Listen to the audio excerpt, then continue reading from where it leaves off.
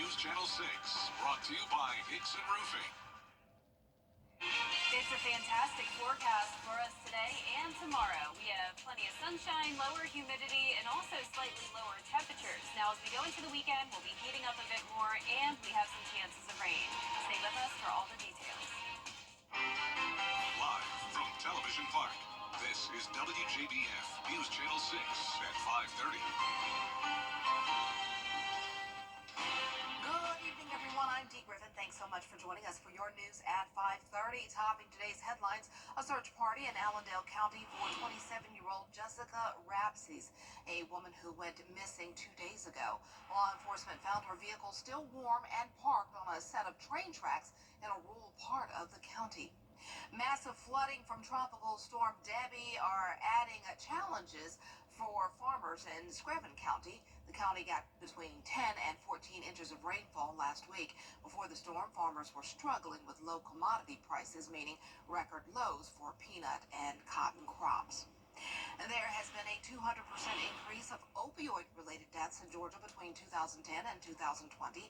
Georgia's Attorney General says treatment and recovery services are the keys to solving the crisis and reducing overdoses. We'll have these headlines and more at 6, but first, coverage you can count on continues in Anderson County, South Carolina, where an elementary school student and parent were hit by a bus. Irena Meadows has the story. I'm here on Amber Drive, where South Carolina Highway Patrol says a student and parent were hit by a school bus during pickup. Anderson District 5 leaders say it happened this morning during routine pickup. The assistant superintendent says the driver made the scheduled stop on Amber Drive. When no one got on the bus, the driver began to leave. Highway Patrol says as the bus pulled off, the student and parent approached the bus from the opposite side of the road. Troopers say the parent was also hit, but all injuries are believed to be minor. As it is still early in the school year, Anderson 5 says they want to remind students, drivers, and parents about bus safety. Some of their tips include walking at least 10 feet ahead of the bus and maintaining eye contact with the driver. Looks like, in this situation, it looks like, the student's going to be okay from what we hear, which is obviously the main thing that's most important. We review the film, we work with law enforcement to see, hey, was everything followed on our end? Because everything, is a learning experience. In this case, it looks like, everything was followed as it should have been. But again, you'll still review and check it out and see what we can learn moving forward. District leaders say the child's mother took the student to the hospital to get checked out. In Anderson County, Ariana Meadows. Today, South Carolina Governor Henry McMaster held a ceremonial bill signing for legislation taking action on human trafficking and other crimes against minors. S. 142 now expands the definition of sex trafficking and creates a new program within the Attorney General's office that would keep victims' addresses confidential.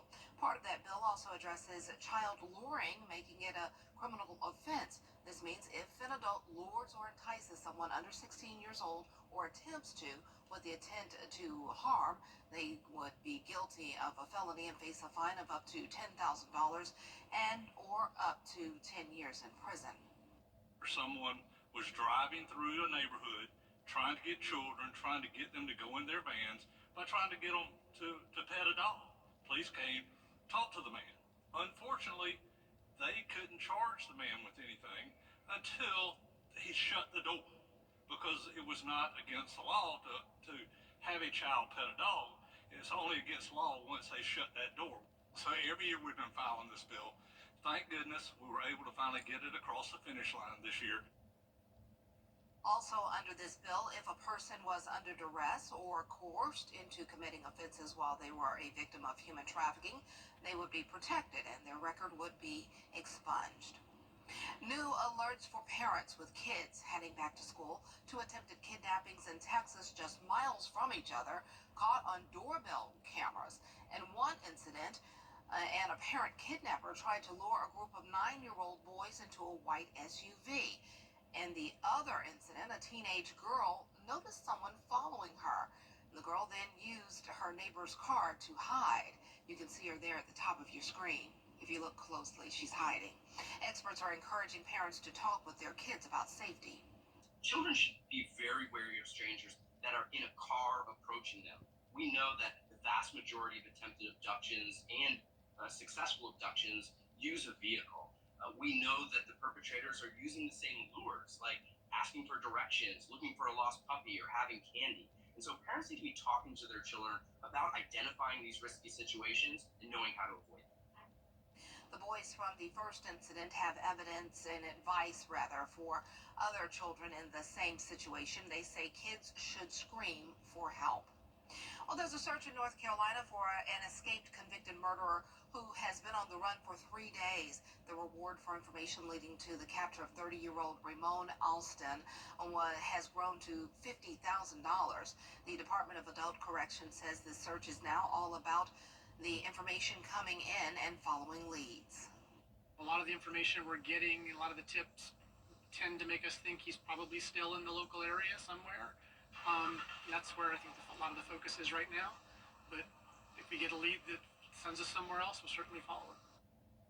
Yesterday, the Orange County Sheriff said investigators received 2 leads that are rock solid, but they're confident Alston is not within a 5-mile radius of UNC Hospital's Hillsborough campus where he escaped.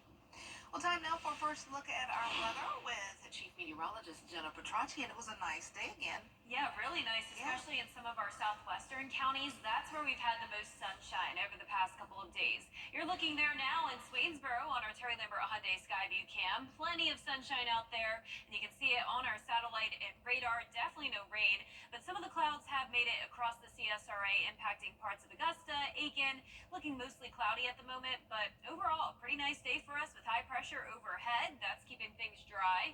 You may have noticed the lower humidity today, and also if you stepped out early this morning, temperatures were only in the upper 60s for a change. Scattered showers and storms to our west and also down in the Florida Peninsula. We're keeping things dry, though, for us the rest of tonight. Upper 80s to around 90 degrees at the moment. 88 in Augusta, 88 in Millen, Sylvania at 90, 87 in Thompson, 86 in Allendale, Gibson at 89, and 88 in Edgefield. So pretty consistent temperatures. Dew points are all in the low to mid 60s, so definitely unusually low for the middle of August. Around this time of the year, it's very easy for us to get 100-degree days, and of course the heat index much higher than that. But today, the heat index is only topping off at around 90, so not bad at all.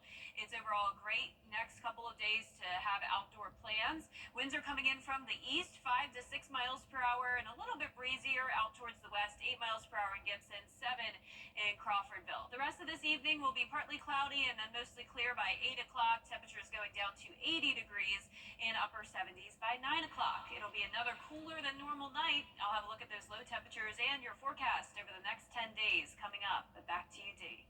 All right, thanks so much. We'll see you then. Well, the recovery process for homes in Georgia impacted by Tropical Storm Debbie will not be quick, especially in areas that are still flooded. Experts say having photos, videos, lists, and other documentation is crucial for anyone filing a flood insurance claim.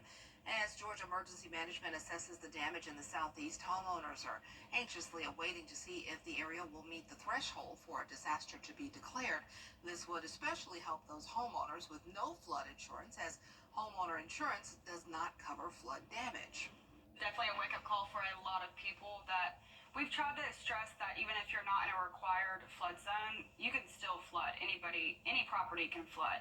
So I think this is going to be a very big wake-up call for a lot of people in our community. While we are in the middle of hurricane season, it's not too late to get flood insurance. You can do so through FEMA or through private companies. And in Georgia, Governor Brian Kemp has extended a state of emergency order for all counties in the state. The extension is meant to help with response efforts to Tropical Storm Debbie. The order was set to expire at midnight tonight, but will now last until August 20th. The South Carolina Department of Revenue has delayed the payment deadline for several returns and payments originally due in early August. Taxpayers now have until February 3rd, 2025 to make those payments. The IRS has also adopted that new deadline for South Carolina residents impacted by Debbie. Federal officials have charged 5 people in the death of actor Matthew Perry, 5 years in federal prison. Wallace Wally Amos Jr., the creator of the famous Amos cookie empire, has died. Born in Tallahassee, Amos moved to New York City at the age of 12. He lived with his aunt who taught him how to make chocolate chip cookies. Amos later dropped out of high school to join the Air Force before working as a mailroom clerk at the William Morris Agency, where he later became a talent agent. In 1975, Marvin Gaye and Helen Reddy helped fund his cookie business. In later years, Amos lost the famous Amos Company, but launched a new company in 1991 called Chips and Cookies. Along the way, he promoted reading, wrote 8 books, and served as a spokesperson for Literacy Volunteers of America for 24 years, winning him the Literacy Award in 1991. He died at home in Honolulu from complications of dementia this week. Wally Amos Jr. was 88 years old. Now I want some chocolate chip cookies in his memory. Wow. And the 2-time Oscar nominee Gina Rollins, known for her roles in movies such as A Woman Under the Influence and The Notebook, has died. Lara Spencer has more on her life and legacy. Millions of moviegoers came to know Gina Rollins when she gracefully portrayed the older version of Allie Calhoun. It's a beautiful story. Yes, it is. I don't know why, but it makes me feel sad. A character who struggled to remember fleeting moments of her lifelong romance in The Notebook. Earlier this year, her son, Nick Cassavetes, who directed the film, told Entertainment Weekly, "I got my mom to play older Allie, and we spent a lot of time talking about Alzheimer's and wanting it to be authentic. And now, for the last 5 years, she's had Alzheimer's," adding, "She's in full dementia, and it's so crazy. We lived it, she acted it, and now it's on us."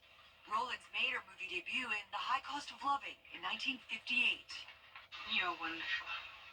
But she found her groove in Hollywood when she teamed up with her husband, legendary filmmaker John Cassavetes, for 10 movies, quickly becoming the royal couple of independent filmmaking. Tell me what you want me to be, how you want me to be. I can be that. I can be anything. You tell me, Nikki. She earned her first Oscar nomination for her fearless performance in the 1974 drama A Woman Under the Influence, written for her by her director husband. Come on. Don't hang back. I'd love it. Her second nomination came 6 years later for Gloria, playing a woman helping a boy escape the mob, again directed by her husband. In 2015, she was presented with an honorary Oscar for her contributions to film. It would be one of her last public appearances. You know what's wonderful about being an actress is you don't just live one life. Yours. You live many lives. I'm happy to have been able to spend some time with you. Thank you. Gina Rollins was 94 years old. Tonight, Ernesto's potential impact. Year at Milton Rubin Toyota. Let's drive, baby. Drivebaby.com. Click, click. 5 for 6 is weather coverage you can count. Welcome back, everyone. It's time now for a look at what's trending. Google unveils new AI tricks for its new phones. Our good buddy Rich Namiro is in Mountain View, what a beautiful area, with more on the new and improved Pixel Fold. Google emphasized AI features over hardware for this year's Pixel 9 smartphones, which come in various sizes, fun colors, and a new and improved foldable model. Welcome to everyone joining us on YouTube from around the world. And right here in Google's beautiful Bay View campus in Mountain View.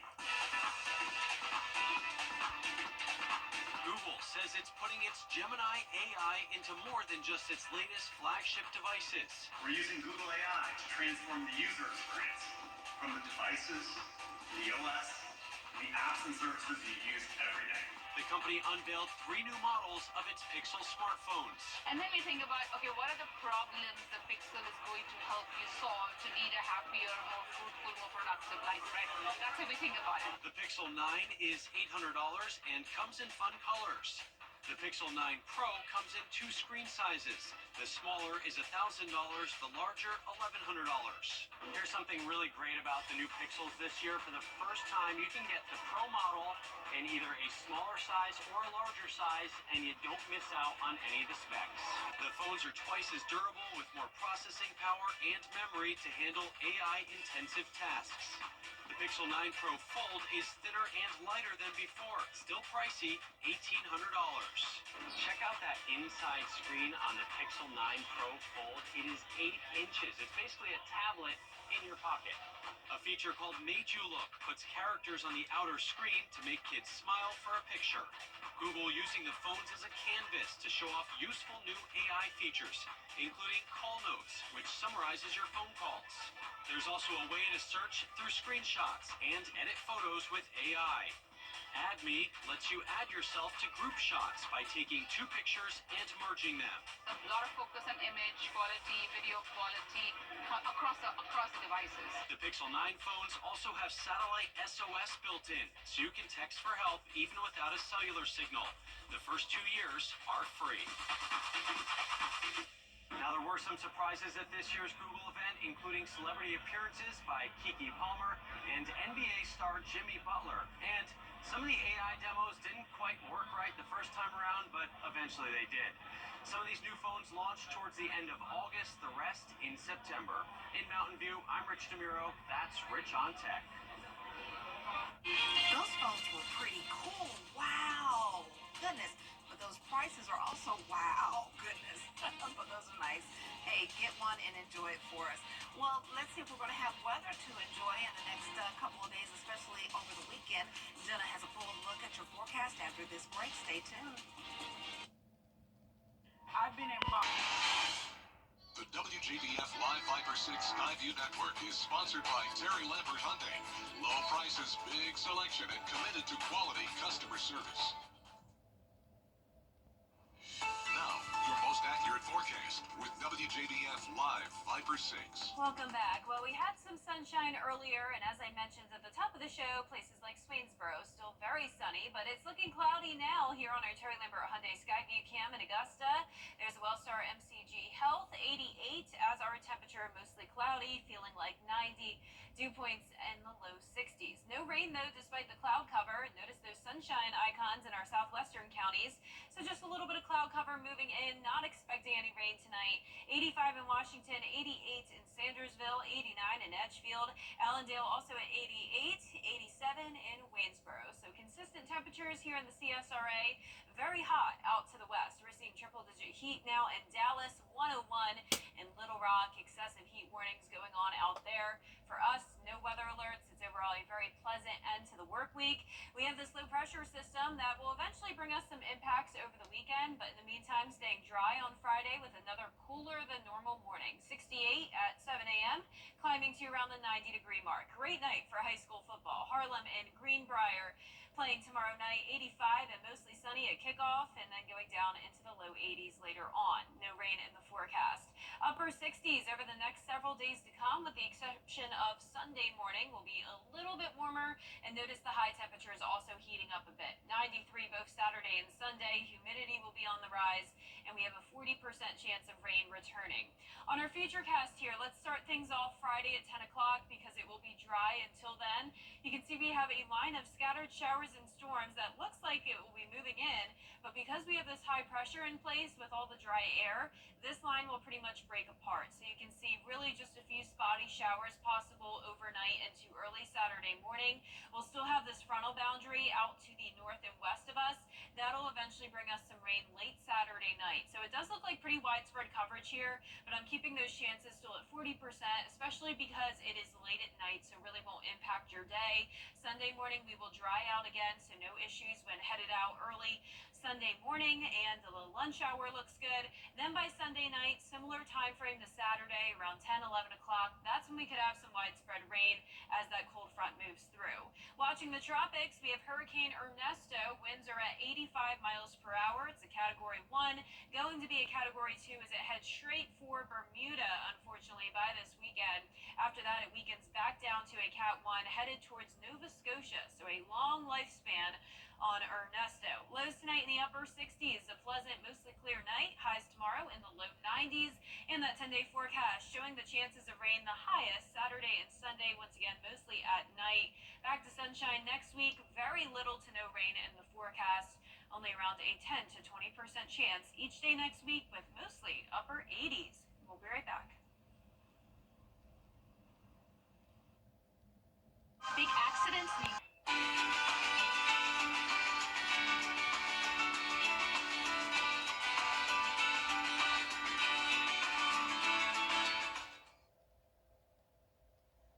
Six Flags Great America releases plans for a new roller coaster. It's called Wrath of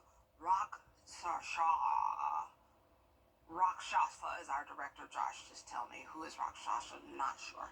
It will have a 171-foot drop at a 96-degree angle, making it the world's steepest drop for a roller coaster. It was also featured 5 inversions at a thrilling 67 miles per hour. If you want to check out the ride, it's expected to debut in 2025. Who is Rakshasa? Okay, our director Joshua said it's a cat demon famous in what, D&D? Dungeons and Dragons. Okay, there you go, Dungeons and Dragons. Okay, I got that part. Well, that's our time for now. Thanks so much for joining us. Weather headlines on WJBF News Channel 6. Brought to you by Hickson Roofing. If your roof needs fixing, call Mr. Hickson. Let's celebrate the red, white, and you. It's the Rooms to Go Labor Day sale.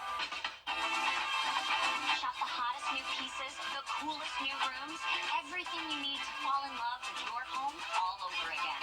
Online or in store. Save big with amazing Labor Day sale prices on stylish furniture ready for delivery. There's never been a better time to see what's possible. It's the Rooms to Go Labor Day sale going on now. There's a lot to the bath fitter difference. Our one-piece wall today for your free in-home estimate. At Tile Center, our highly trained design professionals will discuss your ideas and provide helpful suggestions to help you create that dream room from beginning to end. Our goal is to provide excellent customer service that instills confidence in our clients about the quality of products you select for your home. Come see why for yourself at any of our locations at Tile Center or online at tilecenter.com. Your tile and stone experts. And we're back. You're listening to